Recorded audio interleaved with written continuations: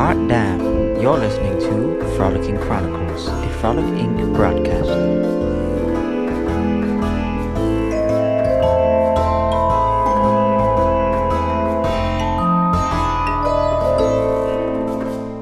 And let's go. Hello. Hey. Are we recording already? I do have it on. Oh, awesome. Yeah. We're so excited. You can see Samantha's wearing her New Orleans Saints. We won today. We beat I've Green got Bay. my French Quarter earrings on. That's right. Mine are buried. Can you see them a little bit? Yeah. We got the hat from the French Quarter up there. It was cool, though, when we picked up the pizza tonight. The guy said, thanks for beating Green Bay. Who dat? Who dat? Who dat? All right. So we are revisiting a fun... I'm going to say fun for the fear factor, fear and fun. Yes. Fun and fear. Nightmare on Elm Street, 1984, Wes Craven. Loving it. And I can't remember, it just both of us kind of said we gotta cover this film. The kids of Elm Street don't know it yet, but something is coming to get them. There's something out there, isn't there? We got to cover this film this season. We did a whole run on Michael Myers, which, of course, we'll be revisiting again this season because of that film that's come. Halloween Kills comes out on coming October out. 15th. So we we're got a gonna lot do of it. movie dates this season. We do, and I guess that kind of brings us to the point that this season, because we haven't been able to travel very much, is going to be more pop culture, and we are going to be hitting more movies turned into, or from books, I guess, and then just kind of our favorite spots in films and things that kind of make us giggle and laugh, like Nightmare on Elm Street. No? I have to laugh because it did. You guys will get to see a bit on the YouTube channel of our commentary video and then extended content on Patreon. So we're super excited to launch that this season as well. It's just a trip to rewatch these movies from our childhood. Nightmare on Elm Street. Do you believe in the boogeyman? No. Whatever you do, don't fall asleep. Well, Basically. not only are we rewatching these films, but as parents now, Oh, yeah. you know, we were 10 years old when Elm Street came out. I think we were discussing. We probably didn't see it until we 1984. were We were 12 born in or 74. 13, like junior high. And we're going, oh, wow, like, this is what we were watching back then. Right. Where my kids won't even watch a rated R or barely a PG-13 film. And like then Sophia I remember Eden. who our mother is. Yes. But we love that because it's built character. It has. At least I think so anyways. But what I do want to say is we are on trend. I don't know if I mentioned this already before in a previous podcast or what have you, but that Josh Gates, I never knew who Josh Gates from. Oh, he's so cool. Tonight, our friends were on an episode, Yeah. which I still want to watch. But my point of bringing it up is we're on trend because he did this back in April, A Nightmare on Elm Street, with Robert Englund. And that was so fun. Yeah, and so I feel validated that we have revisited 1984. Well, and I'm excited too because I feel like we have a little bit of that horror cred because I was a bit obsessed with him when we were in high school, Robert Englund that is.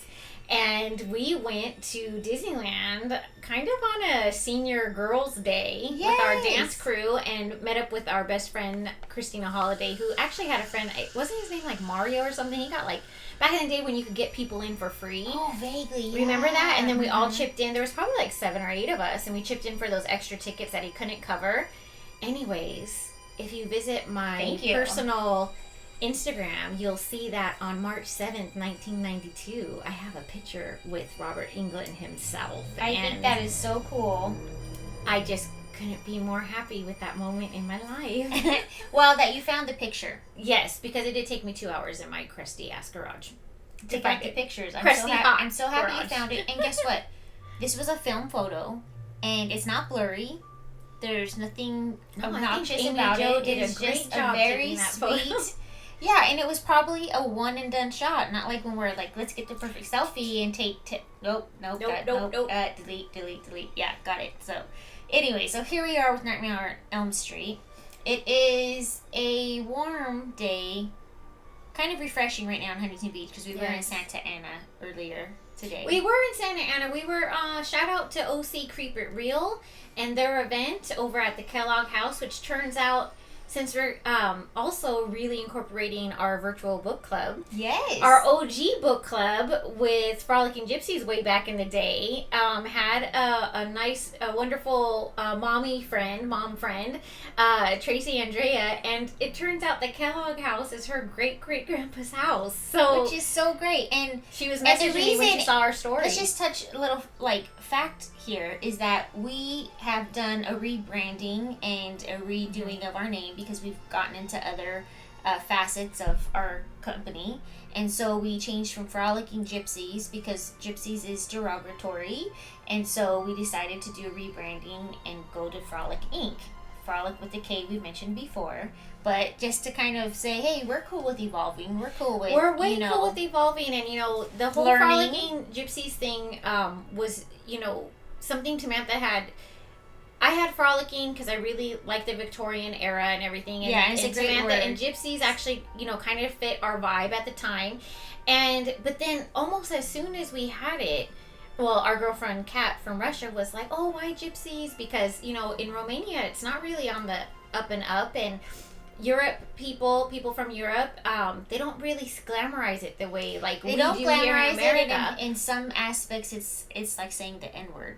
Oh, wow. That's harsh. That's harsh. Okay. Yeah. So, that being said, though, it's interesting to me, though, that we still really idolize pirates. Yes. Because to me, pirates and gypsies are the same difference, quite honestly. So, it remains to be seen. Yeah. If you're identifying as a gypsy in America, we get it. But for us, it was time for us it was encompassing. to evolve into for something us, different. it encompassed more fun-loving and energy. Yeah, and the whole vibe merriment and a soul. and Yes. And so, but anyways, we were okay with okay, let's move to Frolic Inc., which opened up a lot of different things for us. It did. Now we're multimedia, and Yes. so you can visit us on the different platforms. As you mentioned in the last episode, I believe we talked about our TikTok at Paranormal Cocktails.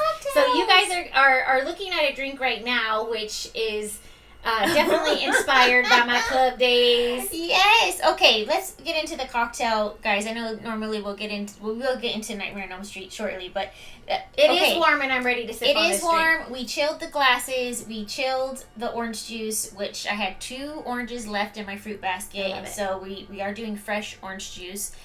And it is a Fuzzy Navel because Roni loved, this is her drink of choice. And from what I was reading, how do you say it? Decapers? French. What am I talking about? Okay, I'm just losing my mind right now. I told you it's warm out here today. Okay, let's back it up.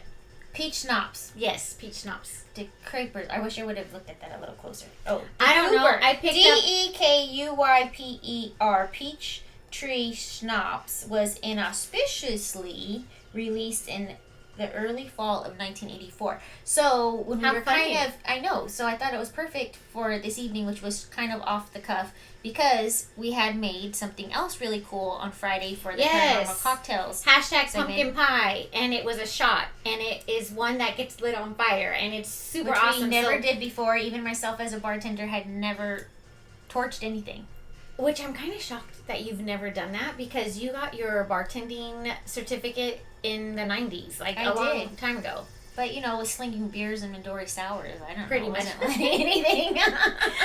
Let me just tell you, that drink was super fun. We did it in my kitchen, and you can see it on TikTok. For myself, though, doing the taste test, which you can see on our Instagram reel. I had to drive home, soon after, because we're a little behind schedule. But we rallied. We rallied, a little behind schedule, but it's a funny reel. It made for a good reel, because it was nighttime outside, where normally we're doing things in the day, light. Well, and so, the reel of me taste testing it, but it made for a good TikTok, because it was at night, and we were able to turn the lights off, and you can actually see the flame and see the spark. Yeah, so check that out. So check that out. But, so tonight we just decided that we would do something a little back to your ode of club days in the 90s, which actually got popular in 1984, which is a Fuzzy Navel. I love the Fuzzy Navel. Basically, it's orange juice and this peach schnapps liqueur. We did 1.5 ounce to kind of balance out not enough orange juice. Right. We haven't tried it yet. But should we get a little starter? Yeah, versus- please. Okay. Let's do this. And let's cheers to Wes Craven Ooh. and his brilliance. Very cool. Okay, you have the glass with the chip. Okay. That's let from me our be careful wedding, on so I that. can't throw it out. But Is it? yeah, so turn your glass just a little bit. Oh, I'm so wait. nervous for you. No. See I that don't little see white it. spot? See that? This little, one? Yes, that's Okay. the chip. So don't put your mouth there.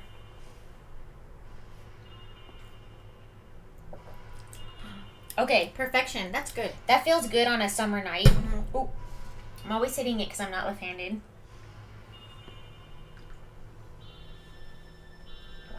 Okay, that's yummy. I feel like we're getting vitamin C. Mm-hmm. Samantha, that's really good. I actually really like that. That could Now- be dangerous. Well, yes. I don't know the alcohol content. I can look it up.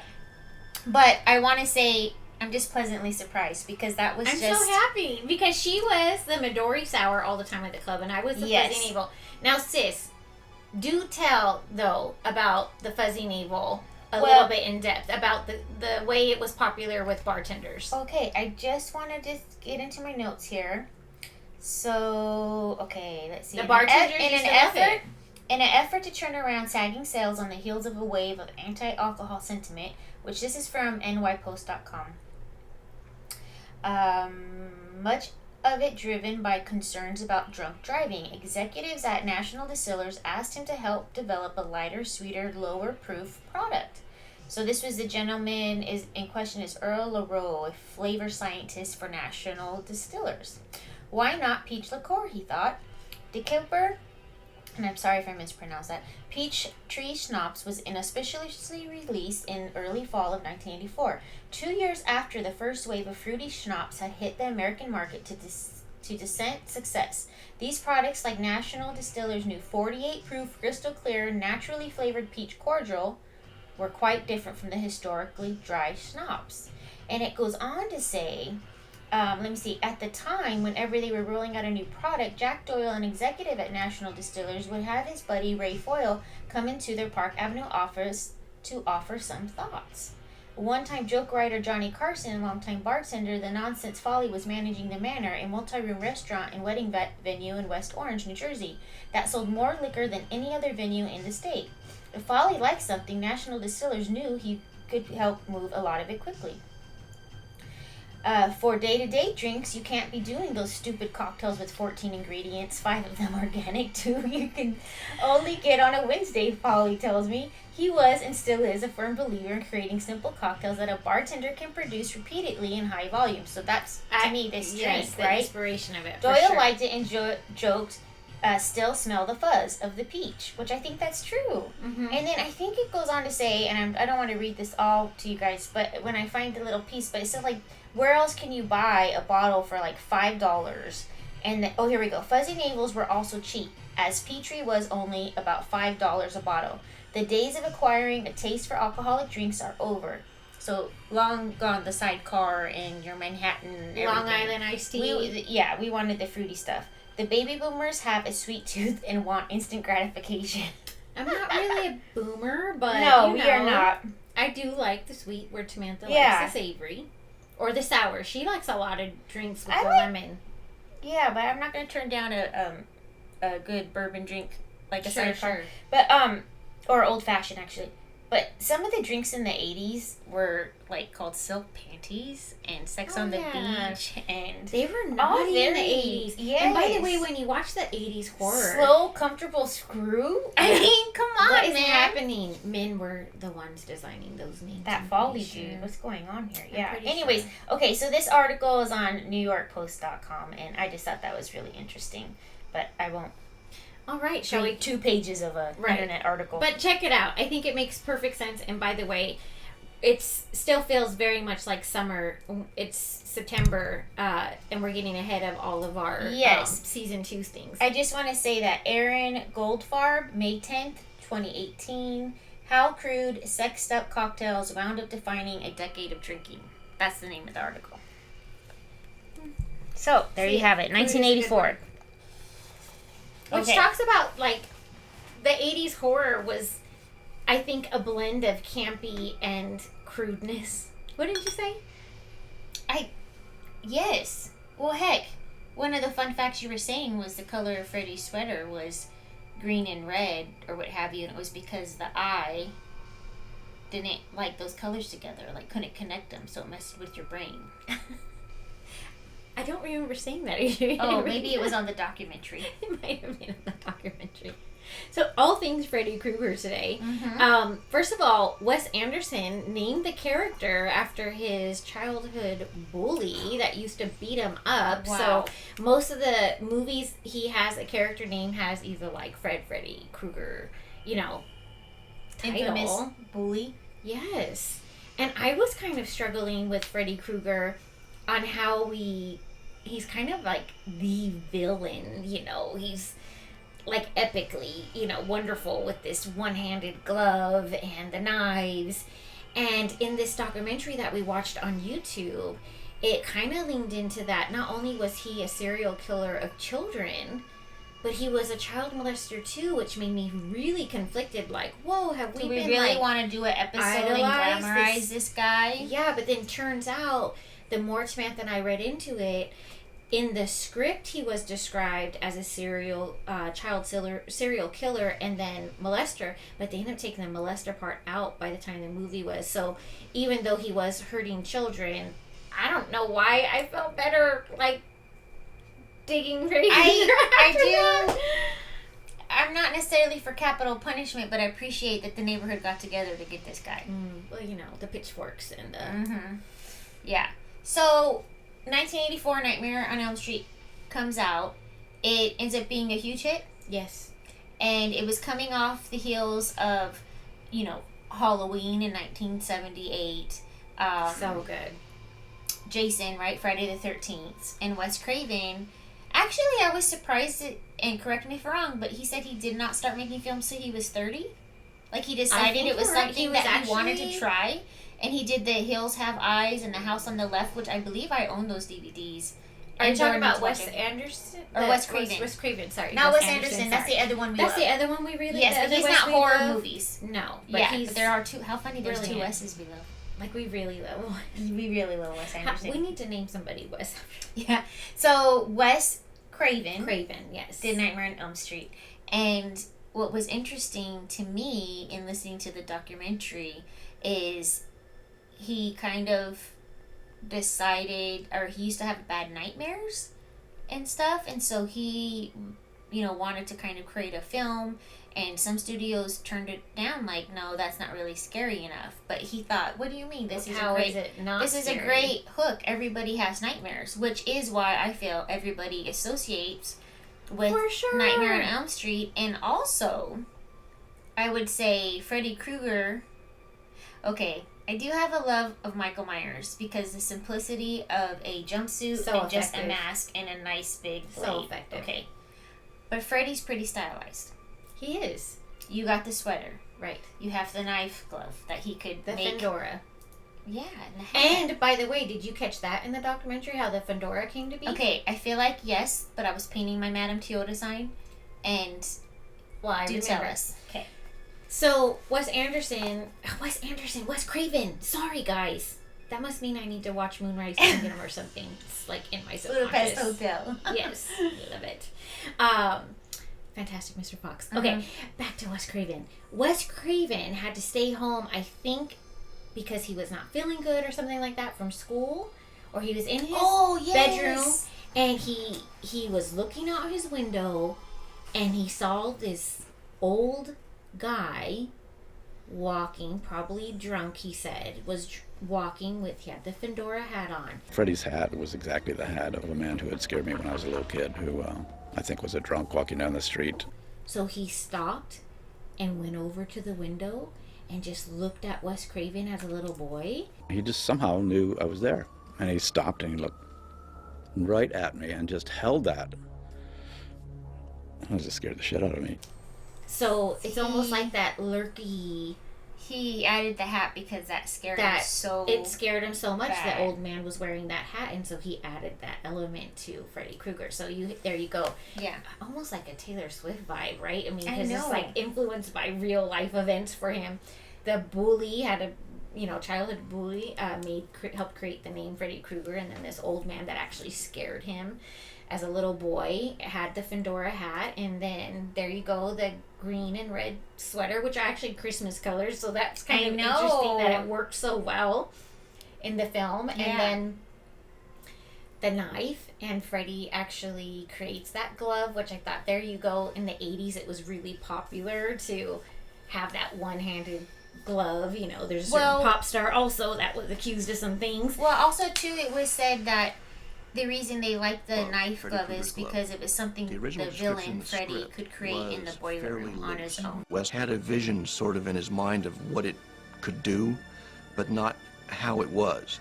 He made the suggestion that it needs to be something that the guy could make himself with the things that you find in a boiler room.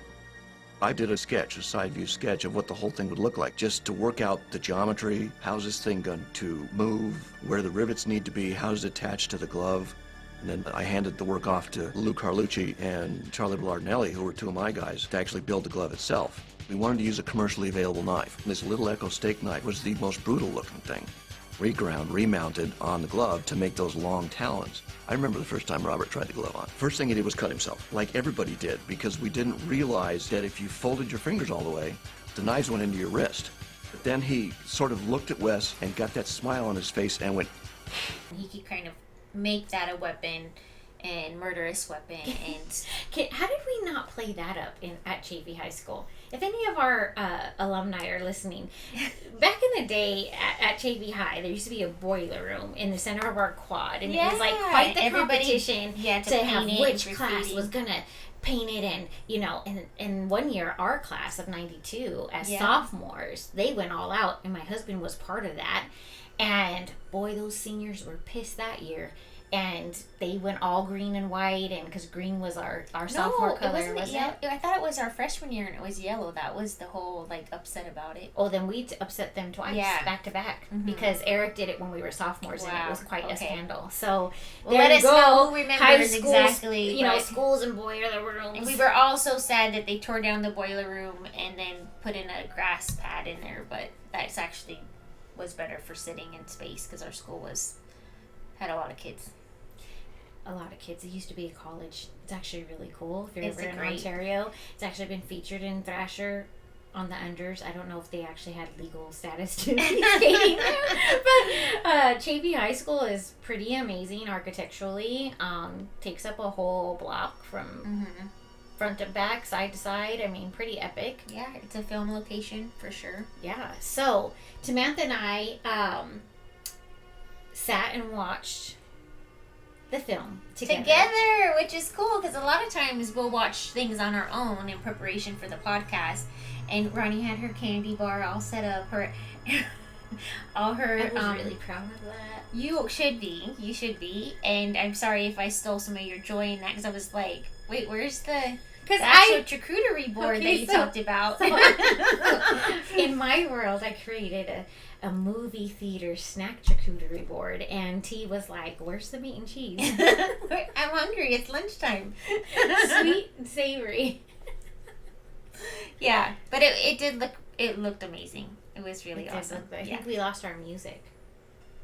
No, there it is again. The black screen in the back. Yeah, that was playing on my computer. Okay, so do you know that in 2010, Freddy Krueger was actually nominated as the best villain? I'm gonna read it. I'm gonna say as he should notes. be because you know what? I the more I've learned about Freddy Krueger, the scary he is. He actually was voted the best villain, formerly most vile villain.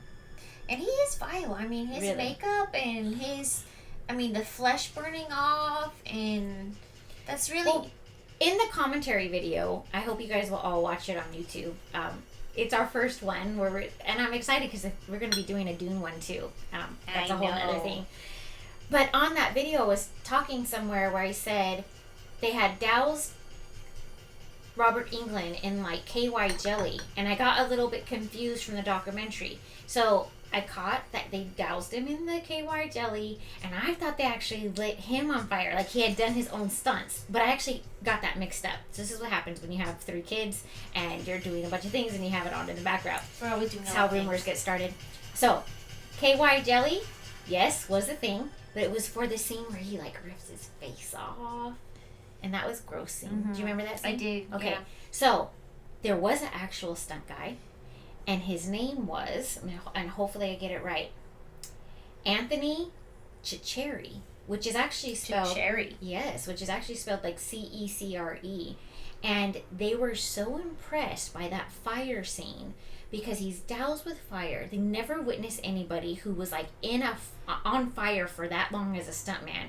He was like, rolled down the stairs, got up, went back up the stairs, This dude and thrived. That was his talent. That was his skill he set, went right? on to He do was a known lot of to different do the films. fire. I think he was like in Minority Report. He was in like a lot of different films that, unless I researched him for this, I wouldn't have even known Yeah. how successful that stuntman. So, also Had in the become. documentary, when you talk about stunts or whatever, you remember when Freddy Krueger came out and all of a sudden his arms like stretched extended out and in we the were- I was alleyway. laughing so hard. I was like, that looks so dorky. Plastic Man. Like, You said oh my Plastic God, Man. Plastic And Man. Plastic Man was a cool ass But then I felt a I wish we little. still had that. I felt a little bad because they worked so hard on it. Their prop department in the documentary using like fishing poles to like exaggerate his Did arms they? out. That's how they did it? that's what I think I heard this morning. Oh my gosh. Yeah, that's Yeah, kinda so awesome. because they really didn't have a huge movie budget, so I'm gonna give them points for creativity and making something out of nothing because I really think that is. It is pretty epic. Yeah. I mean, come on. Nowadays, our audiences are so sophisticated, but a lot of things are CGI. And these guys are like super talented. There was no CGI back then. They had to come Yeah. up, and even when Freddy comes out of I had a feeling the you're gonna bring that up. Yeah. on the bed, and it looks like he's in rubber or got rubberized, but the guy said Like the walls "Oh, coming to life. let me run out to the store and get this new stuff called spandex, and that's what they use. It's actually the prop guy in there, not actually Freddy, not Robert Englund, Mm-hmm. and so they do that piece, and it worked. It was amazing. So the movie runs about an hour and a half long. I think it's totally worth rewatching. I mean, I haven't got through all the Nightmare on Elm Streets myself personally. I haven't, but you know what? I mean, you talk about a franchise, right? Obviously, I like bringing up the Conjuring franchise because it's more recent, and but they kind of, even with Jason, Friday the 13th to me got like didn't it make like 13 of those or something crazy? But anyways, I'm just saying Somewhere Freddy and Jason end up in space. I remember hearing something about that, and I don't think movies ever do well once they get into space. that once they get to that level, I think that's too much. But what I was gonna say is, I do want to kind of revisit 2, 3, and 4 because I do have them on DVD. Do you really? Because I won it in a Halloween like giveaway. Or Oh, something. nice. And our But- nephew is super obsessed with Freddy Krueger, by the way. Lizzie, let us know. Elijah, let us know. I want to know the fascination. Where's that fandom? Where's that coming from? Because there was a girl today dressed. Did you see her? No, I didn't. She was like sexily dressed as Freddy. It was cool, but not overly slutty or anything. Like it was. You said overly slutty. No, I'm saying it was just she was very stylized. So she had more of a thinner sweater and it was cropped and it had a V-neck and then she had this really cool black bra underneath and then she had some fishnet. Did you get a picture? No, because I I'm thought gonna that have would to be hashtag- weird if I asked her for a picture. You know, plus remember it was so I don't know. hot. Sometimes they get... I was thirsty. I mean, Okay. I will say, OC Creep It World, if you're ever listening to this, I'm a family of 5, and we went to this event today, and I was planning on having lunch there with my family, because my daughter's birthday was yesterday, Right. so yes, she's a 9/11 birthday, and so, yeah, my husband, we're all foodies, so we were tempted to get into the Rad Coffee line, but for us, it's just a city or so away, so I told my family, like, let's just go to the shop at some point. And so we get into another food truck line, and we get up to the front, and they don't have any drinks. The event had only been open. The event started at noon. We weren't even in line. We were like, maybe it was 1:30? 1:40 at the most. And the food truck was already out of drinks. So that was kind of a buzzkill. I'm going to say we didn't really recover after that. And I'll tell you who saved us today. Bob Gurr. Bob Gurr. Bob Gurr was epic. And we just happened to stumble upon his little section. And Ernie from OC Haunts. OC Haunts. Haunted OC. Haunted OC. Or Haunted Orange County. Haunted Orange County. Haunted Orange County. Yes. And we know he's doing really great things in the community. So anyways, we didn't really bounce back from that. Mostly because the event was from 12 to 6. Mm-hmm. And I just thought to myself, that explains when we got there, when we were parking, we had already seen people leaving.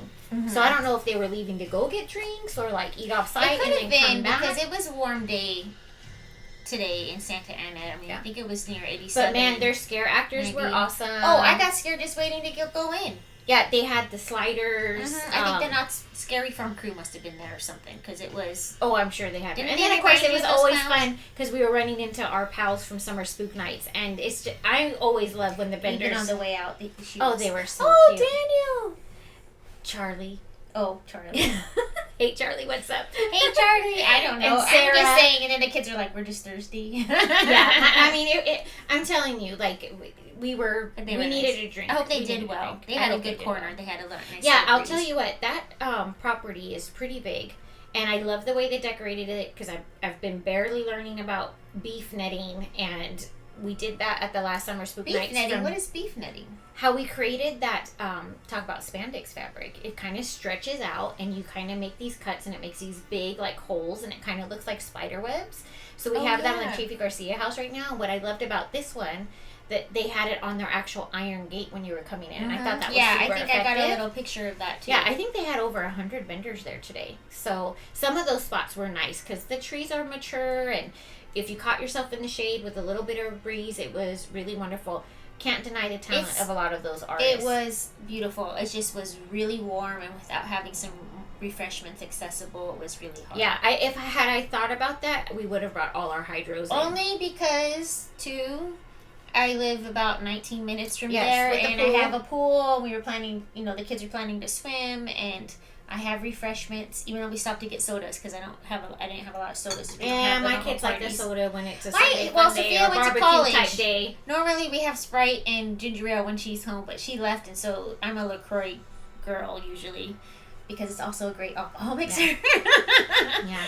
But I'm so impressed with the horror community in general. I mean, I believe a lot of us have each other's backs, and yeah, so a shout out to our horror community. I did get a just picture love though them. with the Freddy Krueger that was walking around. Oh, did you? Yeah, You'll have to he share was that. near the people that were out smoking. He walked past me as I was checking in, and then I walked back after I said, "Oh, I don't mean to disrupt your smoke break, but may I have a picture?"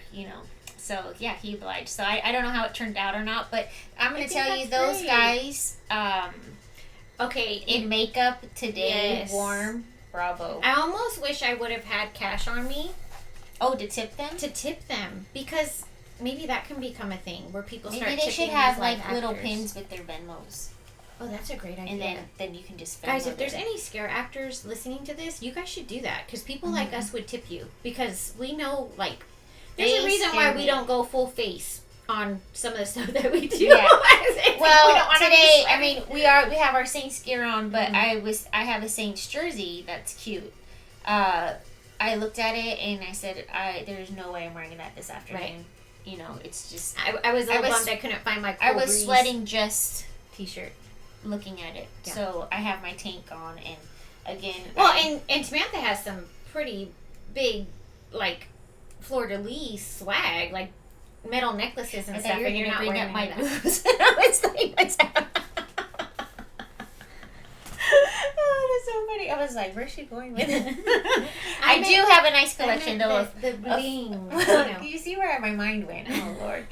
It's the 80s pop culture. Too. Yes, It was well, quite after a little all bit- those cocktails Yeah. that we just mentioned, we grew up on Elvira, so you we know. did. Oh, I know. She's like on Amazon Prime or Netflix. I don't know. There's a couple. That's just streaming things that that always have just her brings going. us back. Yeah, but Nightmare on Elm Street. I think if wait a minute, we didn't even mention Johnny Depp.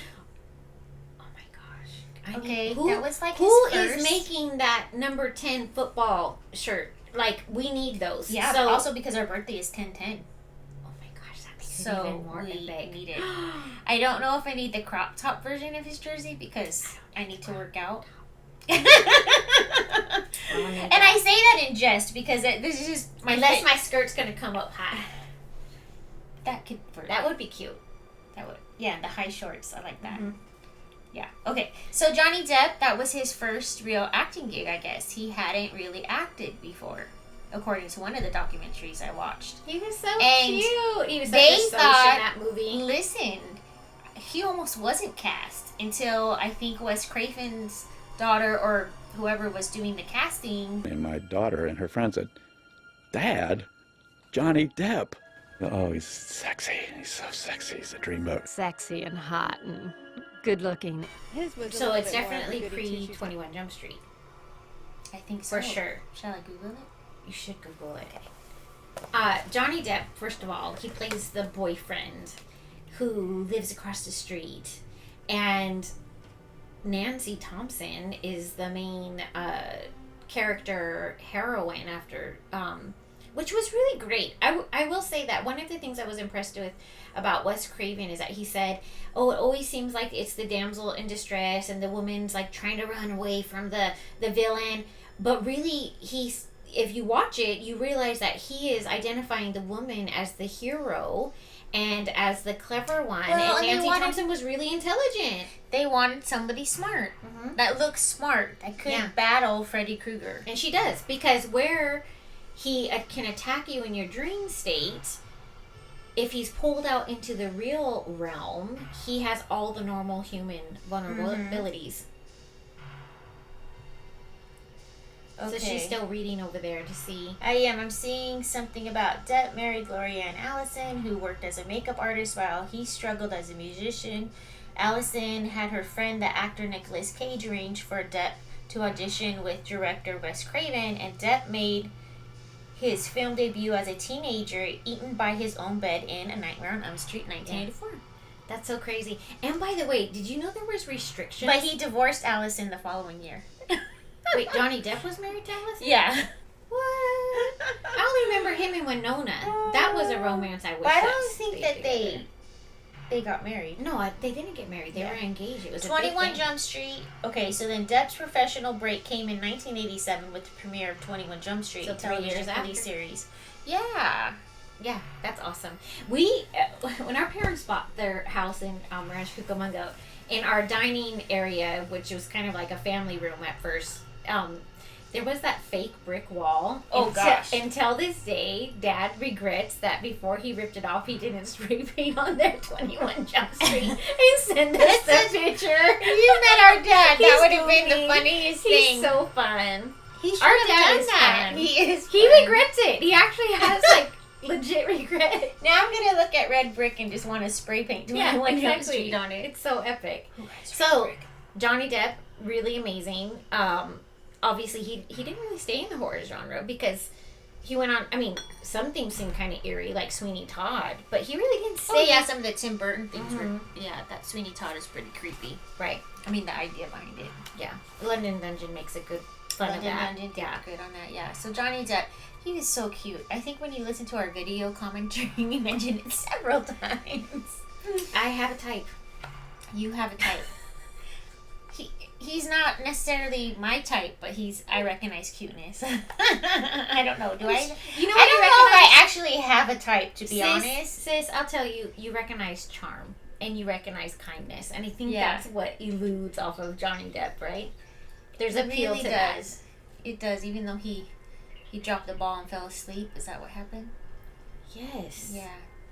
But isn't that like most And he men? had like I'm the not hating radio on going men. I just and know the that TV my husband going falls and- asleep all the time. My son Jaden falls asleep all the time.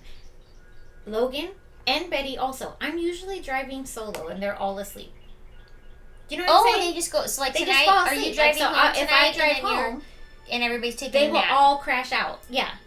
They will all fall asleep. So for me, I like, always it's, try and stay it's awake common for the that men driver. I always fall try. asleep. And, Yeah, but you're a but I will woman. ask. But I would ask permission, or like, hey, do you mind? Oh, like I did the other day. Can I just take? I'm gonna take a You 15-minute did do that, power and that was power sweet. nap. And because I'm so accustomed to my kids, and it's She true was like, because oh yeah, no big deal. They always sleep. they on me." always sleep. But it's also too because we're getting up earlier because I have to drive my kids further, and then, you know, that we're in traffic for 45 minutes just So to get home I from mean, school. I mean that's smart to get sleep when you can. Why not? Yeah. So poor Johnny. By the way, the scene where the girl dies, the blood. They actually had to cut back on how much blood they were using. Oh, because of the they thought it was too FCC much. or whatever it's called. And some of that blood, when it's like, whoosh, it's going up on the ceiling, it was inspired by The Shining, which is the book we're reading right now. The elevator scene. Mm-hmm. Yes, So I can't wait till you finish that book, sis, because I can't wait to talk about it. Yes, I know. I just finished it last week, and I'm very excited about it. I wish I had more time to read, because I actually do enjoy it more. I do have a job that allows me some time to read. My job does not allow me to read. And it's football season, so while Paxton's watching football, I'm going to be reading and doing my other stuff. That's smart. So actually this morning, that's how the studio got all set up, was because he was watching football already, and I was, doing my own thing. So maybe football will be a blessing. No, I don't know. But we will watch it when the Saints. Yeah, we were. In our channel, we didn't get the. Well, I couldn't get it on the radio. I did try, but then I have the app, so that kind of helped me out. But yeah, it's hard to fit it in. Like the Saints just don't know our schedule, and maybe they should. We need to print the game schedule. The NFL needs to go. My Frolicking. I'm just kidding. Yes, it's good. Yeah. All right. So Freddy Krueger, you guys, is he your favorite villain or right? And who is your tell. 80s favorite villain? And I have an appreciation for Freddy Krueger. I don't think I never put him on the pedestal per se, but he's part of our childhood. He is part of our childhood. There is childhood nostalgia there with Freddy really Krueger. Is. Yeah. And I will say, I remember sitting there watching the film, and our Uncle Richard was really irritated. It's like, that's gonna mark your soul. Your mom allows you to watch that? We're like, yeah. But then you just watch a lot of good things or do your other stuff, and it counteracts it, in my opinion. So I think, it's just fun. Actually, there's some scientific studies saying that people who kind of watch horror flicks are more resilient in some ways because we know how to channel our emotion and reactions. I don't know. It's something like that. Wow. I'm not a doctor. Don't quote me. I just remember reading and hearing something about that. Okay, but that is kind of curious, though, because if you think about Mom's childhood and then that was her escapism. Right. Well, and they survive. Especially if the victim survive or there's a battle, right? Like Nancy, beats Freddy Krueger. She calls even though they set it up for a franchise. Yes. All right. Okay, the Fuzzy Navel, guys. It got a little pulpy at the end, which I don't mind, actually. Well, that's extra vitamin C. I told you I didn't strain it. I love it. I mean, I like pulp. Usually I usually do not have the pulp. I'll strain it, or if I buy it in the bottle at the store, it will get pulp free. So hot damn, girl. Freddy Krueger. If you're an 80s child or a child of the 80s, he has to be a staple in your life. He really does. Cheers. Happy October. Happy October.